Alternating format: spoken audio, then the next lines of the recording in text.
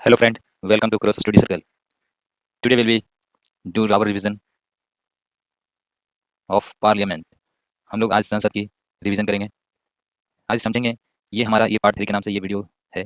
और इसके पहले आप लोग यदि पहला दूसरा और एक पार्ट पार्ट 2 में ये दो वीडियो अपलोड है, यदि वो नहीं देखे हैं तो पहले उनको जाकर समझें तो और इसको समझने में और आसानी होगी कि क्या क्या पार्लियामेंट में प्रावधान किया गया है, किस चीज़ के बारे में और बताया गया है।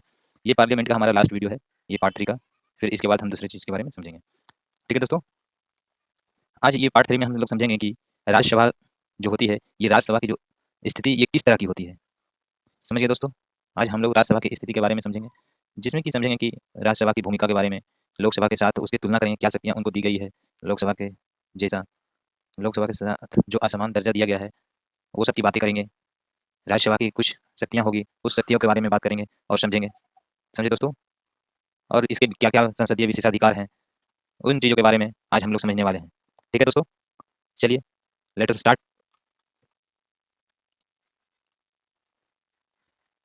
पहले समझते हैं इसकी भूमिका के बारे में। किसकी? राज्यसभा की क्या भूमिका है, उसके बारे में समझते हैं।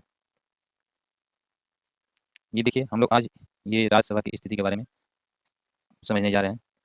किसकी? राज्यसभा की स्थिति के बारे में समझेंगे आज। ठीक है दोस्तों, इसमें सबसे पहले आज हम लोग समझने वाले हैं कि राज्यसभा की क्या-क्या भूमिका रही है, उन सारी चीज़ों के बारे में। समझिए दोस्तों, राज्यसभा की भूमिका के बारे में समझिए दोस्तों। भूमिका की बात की जाए तो इसकी क्या-क्या यहाँ राज्यसभा में काम किए जाते हैं। पहले चलिए एक-एक कर मैं पॉइंट वाइज़ आपको समझाते जाऊँगा। देखा जाए तो राज्यसभा में सुधार करने वाला इसको सदन माना गया है। किसको? राज्यसभा को सुधार करने वाला सदन माना गया है। समझिए दोस्तों, इसमें क्या होता है कि जल्दीबाजी में लिए गए फैसले, निर्णय, उन पर शांतिपूर्वक से विचार किया जाता है। और राज्यसभा को दूसरी पॉइंट की बात की जाए तो फेडरल या परिसंघीय सदन इनको माना गया है। क्या माना गया है? फेडरल या परिसंघीय सदन।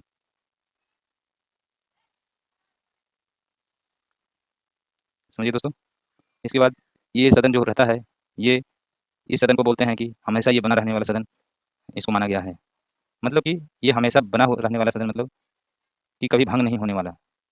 समझिए दोस्तों, फिर इसके बाद बात की जाए तो ये प्रभावी, ये छोटा सदन भी इसको कहा गया है। क्या कहा गया है?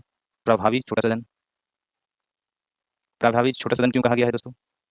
प्रभावी छोटे सदन की बात की जाए तो ये लोकसभा से कम सदस्य होते हैं, इसलिए इनको प्रभावी छोटा सदन भी कहा गया है। इसके बाद बात किया जाए तो ये सरकार निर्माण से संबंधित नहीं होता है। क्या दोस्तों, ये सरकार निर्माण से संबंधित होता है या नहीं?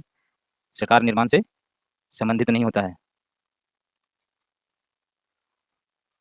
समझिए दोस्तों, इसके बाद देखा जाए तो ये सरकार निर्माण से संबंधित नहीं इसको माना गया, इसलिए नहीं माना गया है क्योंकि इसमें जो प्रतिद्वंदी होते हैं वो दलीय राजनीति से लगभग स्वतंत्र रहते हैं। समझिए दोस्तों, इसके बाद बात की जाए तो ये कार्यपालिका की जवाबदेही को बनाए रखने वाला सदन भी कहा जाता है। किसकी? कार्यपालिका की जवाबदेही को बनाए रखने वाला सदन माना गया है।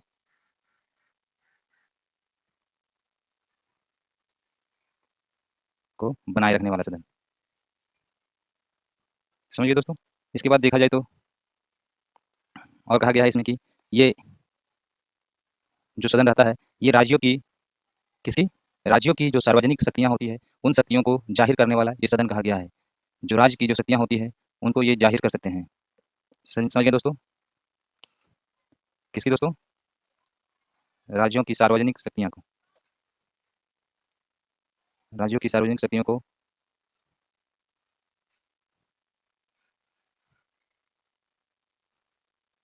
जाहिर करने वाला सदन माना गया है। समझिए दोस्तों? इसके बाद समझते हैं कि लोकसभा के साथ इसकी शक्तियों की तुलना में क्या-क्या लोकसभा के जैसी शक्तियाँ इनको प्राप्त है। लोकसभा की जैसी शक्तियाँ के बारे में बात की जाए तो किसी शक्तियाँ जैसी दोस्तों? लोकसभा की शक्तियाँ जैसी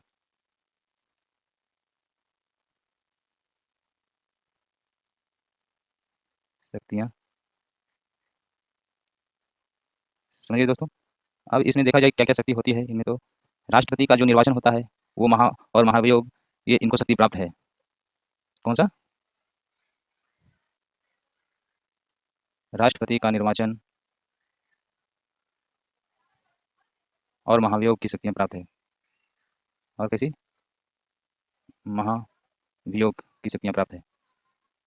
इसके बाद बात की जाए तो संसदीय जो विशेषाधिकार होते हैं, उन विशेषाधिकारों को परिभाषित करने और मानहानि या अवमानना की सजा देने के लिए कानून बना सकती है। इसकी संसदीय विशेषाधिकार को परिभाषित करने के लिए संसदीय विशेषाधिकार को परिभाषित करने के लिए को परिभाषित करने के लिए समझिए दोस्तों, परिभाषित करने और मानहानि या अवमानना की सजा, या कैसी? मानहानि की सजा देने की कानून की सजा देने की कानून बनाने के लिए।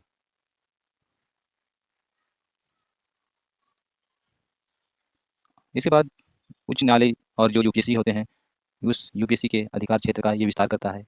इससे किसका? उच्चतम न्यायालय और यूपीएससी के यूनियन पब्लिक सर्विस कमीशन के अधिकार क्षेत्र के अधिकार क्षेत्र का विस्तार करने के लिए, अधिकार क्षेत्र का विस्तार करने के लिए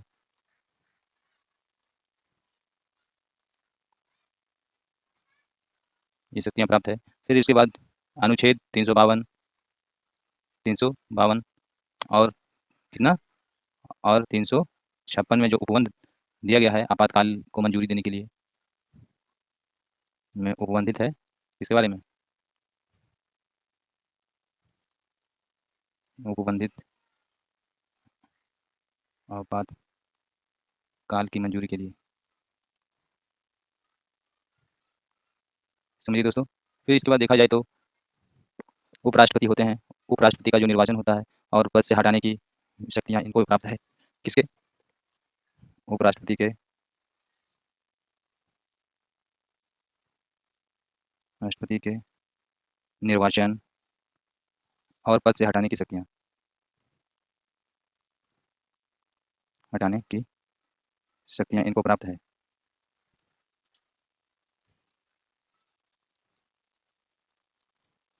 समझिए दोस्तों।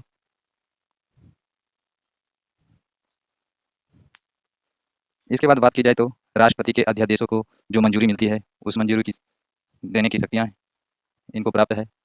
किसके? राष्ट्रपति के अध्यादेशों की मंजूरी,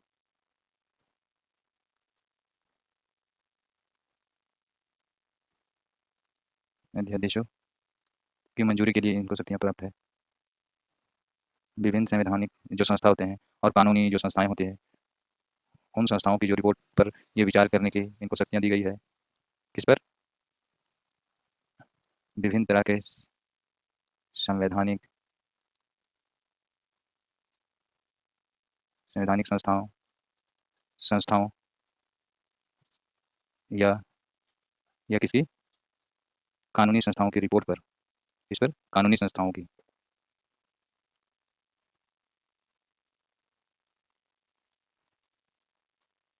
रिपोर्ट पर विचार करने के लिए शक्तियाँ इनको प्राप्त है। जैसे कि वार्षिक जो वित्तीय विवरण होता है, उस पर जो सीएजी के द्वारा ऑडिट रिपोर्ट दिया जाता है, उस रिपोर्ट पर ये विचार कर सकते हैं। और यूपीएससी की जो रिपोर्ट्स होती है उन पर, उसके बाद एसटी हो गया, एससीज हो गया, इनके लिए विशेष अधिकारों के लिए जो रिपोर्ट सौंपी जाती है, इन रिपोर्टों पर फिर पिछले वर्गों की स्थिति की जांच के लिए,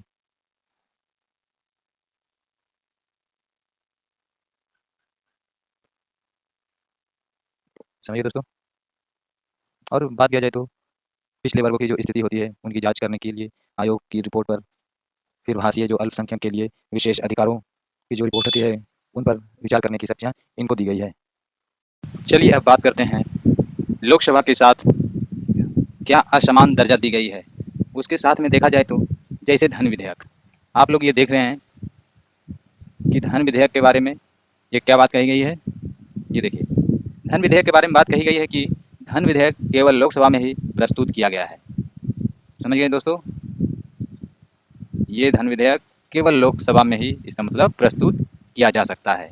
दूसरी बात देखा जाए तो वित्त विधेयक, जिसमें वित्त विधेयक में केवल अनुच्छेद 110 के विषय को छोड़कर, उनको छोड़कर उस वित्त विधेयक को भी केवल लोकसभा में ही प्रस्तुत किया जाता है। कैसे वित्त विधेयक को? 110 के जो विषय में आता है उसको छोड़कर। अब इसके बाद संयुक्त बैठक की जो अध्यक्षता होती है, उस अध्यक्षता को लोकसभा के अध्यक्ष के द्वारा ये की जाती है। ऐसे बैठक में क्या होता है कि लोकसभा जो रहती है वह अपनी संख्या के कारण बहुमत में रहती है। समझ गए दोस्तों। इसके बाद आता है, देखिए, राष्ट्रीय आपातकाल की समाप्ति के प्रस्ताव के बारे में। इस प्रस्ताव के बारे में केवल लोकसभा में ही ये पारित किया जाता है। कौन सा प्रस्ताव दोस्तों? राष्ट्रपति आपातकाल की समाप्ति के लिए प्रस्ताव, ये सिर्फ लोकसभा में ही पारित किया जा सकता है। फिर आता है धन विधेयक। धन विधेयक को एक जो संशोधित करते हैं या अस्वीकार जो होता है, इसे संशोधित किया जाता है और अस्वीकार नहीं कर सकती है, केवल सुझाव दे सकती है। समझिए दोस्तों, जिसे लोकसभा स्वीकार कर भी सकती है और नहीं भी कर सकती है, जो कि इसमें हम लोग जानते हैं कि 14 दिन के भीतर ही लोकसभा में वापस भेजना पड़ता है। फिर इसके बाद आती है बात, कोई विधेयक जैसे कि धन विधेयक है या नहीं है, वो कैसे पता चलेगा? इसका अंतिम निर्णय कहाँ होगा? इसका अंतिम निर्णय होगा लोकसभा के अध्यक्ष लेगा इसका अंतिम निर्णय। तो मतलब कि ये लोकसभा में ही इसका अंतिम निर्णय लिया जाता है। फिर आता है बजट पर चर्चा जो होती है, वो केवल जो बजट पर चर्चा होती है, उस बजट को लेकर चर्चा कर सकती है, लेकिन अनुदान की मांग पर मतदान नहीं कर सकता है। यही यहाँ पर क्या होता है, लोकसभा में अविश्वास प्रस्ताव पारित करके मंत्रिपरिषद को भी हटाया जा सकता है। समझिए दोस्तों, ये था हमारा लोकसभा के साथ क्या क्या असमान दर्जा दिया गया है उसके बारे में। इसके बाद आप लोग को चलिए समझते हैं कि राज्यसभा को क्या क्या विशेष शक्तियाँ दी गई है। राज्यसभा को विशेष शक्तियाँ, निम्नलिखित विशेष शक्तियाँ दी गई है। चलिए एक एक करके हम समझते हैं कि पहला शक्ति है कि जैसे कि राज्य सूची के जो विषय होते हैं, उस विषय में जो कानून बनते हैं, उस विषय के कानून में क्या शक्तियाँ कानून के विषय में है, पहले उसको समझते हैं। संसद में जैसे राज्यसभा होता है, संसद की जो राज्य सूची होती है, उस राज्य सूची पर कानून संसद बना सकती है। ये कानूनी अधिकार दिया गया है। और इस संदर्भ में क्या होता है कि सदन में जो उपस्थित होते हैं और मतदान करने वाले कम से कम कितने होने चाहिए? कम से कम 2/3 सदस्यों के बहुमत से राज्यसभा का संकल्प वो पारित कर सकते हैं। समझ गए दोस्तों, कितने? 2/3 सदस्यों की बहुमत से राज्यसभा का ये संकल्प पारित कर सकते हैं। इस राज्यसभा में क्या होता है कि यह संकल्प अधिकतम 1 वर्ष की अवधि तक लागू रहता है। समझ गए दोस्तों, कितने वर्ष तक लागू रहता है? ये 1 वर्ष की अवधि तक लागू रहता है। और जैसे कि हम लोग जानते हैं कि वैसे संकल्प से एक बार में 1 वर्ष तक के लिए ये बढ़ाया जा सकता है। फिर इसके बाद आता है अखिल भारतीय सेवाओं का निर्माण। चलिए इसके बारे में समझते हैं कि इसमें अखिल भारतीय सेवाओं के निर्माण में क्या क्या शक्तियाँ प्रदान की गई है। अखिल भारतीय सेवा में इसके उद्देश्य के लिए जो अनुच्छेद हैं, वो अनुच्छेद 312 के अधीन राज्यसभा सदन में उपस्थित और मतदान करने वाले कम से कम कितने होने चाहिए सदस्य? ये 2/3 सदस्य होने चाहिए इसमें। समझ गए? 2/3 सदस्यों की बहुमत से ये संकल्प को पारित करते हैं। और संकल्प जो रहता है, वो संकल्प द्वारा यह घोषित किया जाता है कि एक या एक से अधिक जो अखिल भारतीय सेवा को शुरू करना राष्ट्रहित के लिए अनिवार्य है, ये घोषित करना पड़ता है। फिर इसके बाद ये संसद के पास ऐसी सेवाओं को शुरू करने के लिए क्या रहती है? शुरू करने के लिए अधिनियम बनाने की शक्ति प्रदान है। ये ऐसे सेवाओं को शुरू करने के लिए अधिनियम बनाने की शक्ति दी गई है। फिर उसके बाद बात किया जाए तो आपात की घोषणा के बारे में, इसके संबंध में क्या शक्तियाँ प्रदान की गई है। आपात की घोषणा के संदर्भ में ये और उसके उद्घोषणा की मंजूरी के लिए अनुच्छेद, जैसा कि हम लोग जानते हैं कि यदि उद्घोषणा उस समय जारी की जाती है जब लोकसभा का विघटन हो गया हो। मान लीजिए लोकसभा का विघटन हो गया या उसकी मंजूरी के लिए निर्धारित अवधि के अंदर लोकसभा का विघटन हो गया है, तब उद्घोषणा वो प्रभावी रहेगी। और यदि उसे स्वीकृति जो प्रदान करने वाले जो संकल्प होते हैं, वो संकल्प को राज्यसभा संविधान के अनुच्छेद 352, 356 और 360, ये 360 के जो अधीन निर्धारित अवधि जो है उनमें पारित कर देगी। समझिए दोस्तों, ये था हमारा ये आपातकाल की घोषणा के और उद्घोषणा की मंजूरी के बारे में। फिर इसके बाद बात किया जाए तो देखिए संसदीय विशेषाधिकार के बारे में समझते हैं दोस्तों। संसदीय विशेषाधिकार के बारे में क्या क्या शक्तियां प्रदान की गई है। संसद के जो दोनों सदन होते हैं, ये दोनों सदनों में उनकी समितियों और उनके सदस्यों को कुछ विशेषाधिकार दी गई है, और या आप बोल सकते हैं या राहत या छूट उनको ये प्रदान की गई है संसदीय विशेषाधिकार के अंतर्गत। इसमें होता है कि इन उनकी कार्रवाई की स्वतंत्रता के बारे में और उसकी प्रभावशीलता की रक्षा कैसे होती है उसके बारे में शक्तियाँ क्या दी गई है वो बताया गया है। ये जो विशेषाधिकार है, ये संसदीय जो विशेषाधिकार है, इसमें भारत के जो महान न्यायवादी होते हैं और केंद्रीय मंत्री होते हैं, ये सारे लोग उस विशेषाधिकार भारत के में मंत्रियों को उपलब्ध उस टाइम प्रेजेंट होना पड़ता है। ये विशेषाधिकार रहते हैं, ये राष्ट्रपति के लिए ये नहीं होता है। ये विशेषाधिकार ये किसके लिए होता है? ये संसद के लिए होता है। समझ गए दोस्तों? चलिए इसके बाद समझते हैं कि सामूहिक विशेषाधिकार के बारे में क्या बताया गया है। जैसे कि मान लीजिए अपनी रिपोर्ट और विवादों और कार्रवाइयों को प्रकाशित करने का अधिकार है उनको इस सामूहिक विशेषाधिकार के अंतर्गत, और दूसरों को इसे प्रकाशित करने से रोकने का भी अधिकार है। हालांकि ये जो रहती है, ये देखिए आपको नेक्स्ट स्लाइड में हम ये दिखाते हैं। यहाँ देखिए, ये अपने रिपोर्ट विवादों और कार्रवाइयों को प्रकाशित करने का अधिकार इनको प्राप्त है और उनको रोकने का भी अधिकार प्राप्त है। समझिए दोस्तों? और सभा जो होती है अपनी कार्रवाइयों से अतिथियों को बाहर रख सकती है या गुप्त बैठक कर सकती है। समझ गए दोस्तों? इस विशेषाधिकार के तहत फिर देखा जाए तो अपनी जो प्रतिक्रियाएं होते हैं उन प्रतिक्रियाओं को विनियमित कर सकती है और कार्य संचालन के लिए एक नियम बना सकती है। ये अपने विशेषाधिकारों के उल्लंघन और अवमानना के लिए सदस्यों और बाहरी लोगों को दंडित कर सकती है। समझ गए दोस्तों?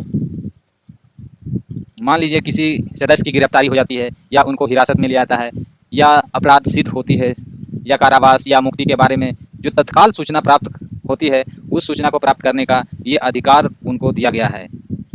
किनको? संसद के लोगों को। और सदन के जो परिसर के भीतर और पीठासीन अधिकारी जो होते हैं, उस अधिकारी की अनुमति के बिना किसी भी व्यक्ति को गिरफ्तार नहीं किया जा सकता है सदन के परिसर के भीतर। समझ गए दोस्तों?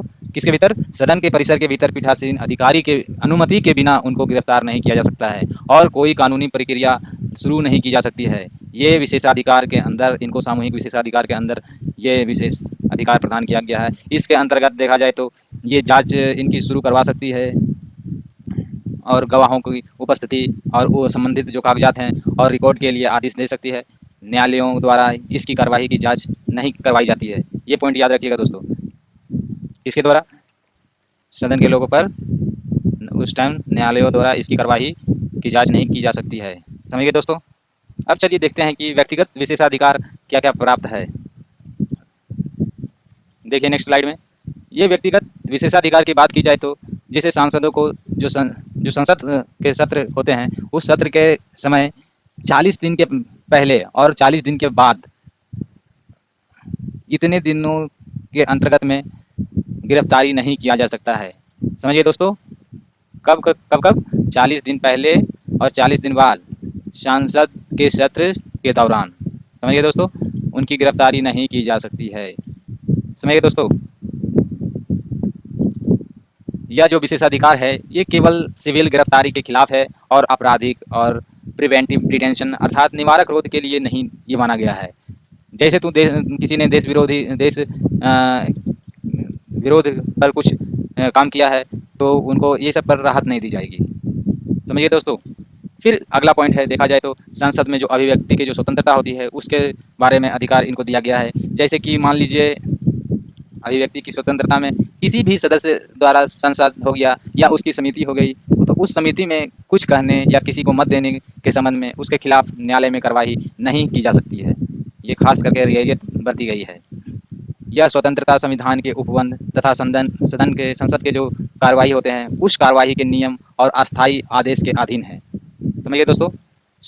और नेक्स्ट देखा जाए पॉइंट तो ये देखिए, सांसदों की सत्र के दौरान गवाह के रूप में उपस्थित होने से छूट प्राप्त है। तीसरा पॉइंट में ये बात कही गई है कि संसद के जो सत्र होते हैं उस सत्र के दौरान या न्यायालय में जो लंबित मुकदमे में गवाह के रूप में प्रस्तुत होने या प्रमाण प्रस्तुत करने के लिए बाध्य नहीं किया गया है। समझिए दोस्तों? चलिए इसके बाद व्यक्तिगत विशेषाधिकार के बाद समझते हैं कि विशेषाधिकार के स्रोत क्या क्या हैं। स्रोत की बात की जाए तो पहला स्रोत देखिए, संविधान में अनुच्छेद 105, ये पहला स्रोत हो गया। इसमें स्पष्ट रूप से कहा गया है कि केवल दो विशेष अधिकारों का उल्लेख इसमें किया गया है। पहला उल्लेख क्या है? पहला उल्लेख ये किया गया है कि संसद में अभिव्यक्ति की स्वतंत्रता होनी चाहिए और उसकी जो कार्यवाही होती है उस कार्रवाइयों को प्रकाशित करने का उनको अधिकार के बारे में इस अनुच्छेद में बात की गई है। समझ गए दोस्तों? और ये संसद द्वारा अभी तक कोई भी विशेष कानून नहीं बनाया गया है। किसके द्वारा? संसद के द्वारा कोई भी विशेष कानून नहीं बनाया गया है। समझ गए दोस्तों? जिसमें सभी जो विशेषाधिकार विस्तृत रूप से सूचीबद्ध या संहिताबद्ध हो सके, वैसा कोई नहीं बनाया गया है। समझिए दोस्तों? इसके बाद ये देखा जाए तो स्रोत की, तो ये 5 स्रोत के बारे में आधारित है ये विशेषाधिकार। कौन कौन से स्रोत हैं चलिए देखते हैं। पहला स्रोत का बात किया जाए तो संवैधानिक प्रावधान का बात करते हैं। ये पहला स्रोत है संवैधानिक प्रावधान। दूसरा स्रोत है संसद द्वारा जो बनाए गए अलग अलग कानून हैं, वो कानून हो गए। फिर उसके बाद दोनों सदनों के जो नियम कानून हैं वो हो गए। फिर तीसरा में ये संसदीय परंपराएं जो बनी हुई है उस परंपराओं का जिक्र किया गया है। फिर न्यायिक व्याख्या के बारे में बताया गया है। समझ गए दोस्तों? चलिए अब समझते हैं कि विशेषाधिकार का उल्लंघन क्या है। उल्लंघन के बारे में समझते हैं। इनका मान लीजिए कोई विशेषाधिकार का उल्लंघन करता है तो इसके लिए क्या बात कही गई है। पहले समझिए कि उल्लंघन, विशेषाधिकार का उल्लंघन क्या है, किसे कहते हैं। बात किया जाए तो जैसे मान लीजिए जब किसी भी विशेषाधिकार व्यक्तिगत या सामूहिक रूप में सामूहिक का हनन होता है तो उसे विशेषाधिकार का उल्लंघन कहते हैं। कब? व्यक्तिगत और सामूहिक का हनन करे तब। समझिए दोस्तों? उदाहरण के तौर पे देखिए, ये पहला उदाहरण में मैंने बताया है कि किसी भी कार्य से यदि सांसद को और उसकी समितियों को अवमानना की जाती है तो उसे विशेष अधिकारों का उल्लंघन माना जाता है। कब कब दोस्तों? सांसद हो गया, यदि सांसदों और उसकी समितियों की अवमानना करती है तो उसे विशेष अधिकार का उल्लंघन माना जाता है। दूसरी बात किया जाए तो दूसरा एग्जाम्पल देखिए, उदाहरण आपातकाल समाचार छापना या समाचार पत्र पत्रिकाओं में ये देना या टीवी साक्षात्कारों या सार्वजनिक भाषणों में कोई ऐसी बात कहना या संपादकीय लिखना, ये सारे उल्लंघन के अंतर्गत आते हैं। समझिए दोस्तों?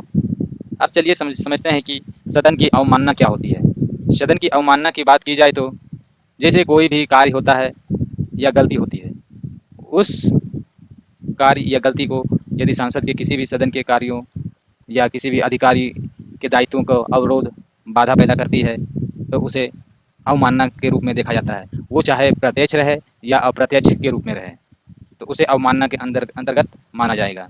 और इस प्रकार विशेषाधिकार का उल्लंघन सदन की अवमानना हो सकती है। हालांकि कोई व्यक्ति बिना विशेषाधिकार का उल्लंघन किए बिना भी सदन की अवमानना का दोषी हो सकता है। कैसे वो हो सकता है दोस्तों? देखिए उदाहरण के तौर पे समझा जाए तो जब किसी समिति में उपस्थित होने का जो आदेश है उस आदेश को मानने से इनकार कोई कर देता है या सदन सदस्य होते हुए भी वह किसी अन्य सदस्य को के व्यवहार या उसके चरित्र पर प्रतिकूल टिप्पणियों को प्रकाशित करता है तो ये अवमानना का अंतर्गत माना जाता है। समझ गए दोस्तों? ये थी हमारी सदन की अवमानना।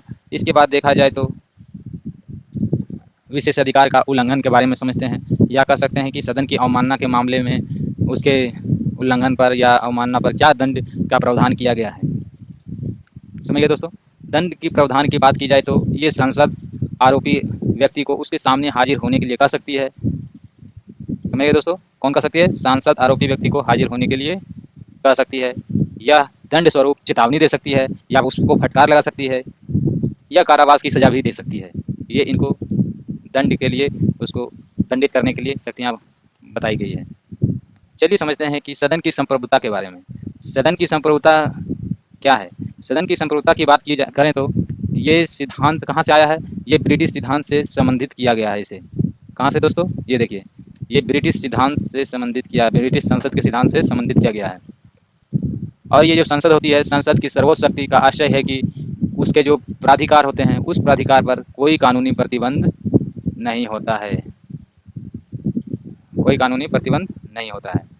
उसके बाद बात किया जाए तो भारतीय पूरी तरह से संप्रभु तो नहीं माना जा सकता है, क्योंकि इस प्रकार कानून प्रतिबंधों पर निम्नलिखित स्रोत हैं, जैसे कि देखा जाए तो संविधान की लिखित प्रकृति, सरकार की संघीय ढांचा, न्यायिक जो समीक्षा की जो प्रणाली है अपनी उसके अनुसार से, और मूल अधिकार को देखकर ये पूरी प्रतिबंधित कानूनी प्रतिबंधों को, ये स्रोत के बारे में बताया गया है। समझिए दोस्तों। अब चलिए आप लोग को दिखाते हैं कि सांसद के बहुआयामी भूमिका के बारे में समझाते हैं। बहुआयामी भूमिका कौन कौन सी है सांसद की? सांसद की बहुआयामी भूमिका देखी जाए तो पहला देखिए, कार्यपालिका पर नियंत्रण, दूसरा कानून बनाना, तीसरा वित्त पर नियंत्रण, चौथा विचार विमर्श पर नियंत्रण, पांचवा संविधान में संशोधन, छठा निर्वाचन कार्य। निर्वाचन कार्य किसका? उपराष्ट्रपति और राष्ट्रपति के चुनाव का। किसके दोस्तों? उपराष्ट्रपति और राष्ट्रपति, ये दोनों के चुनाव का।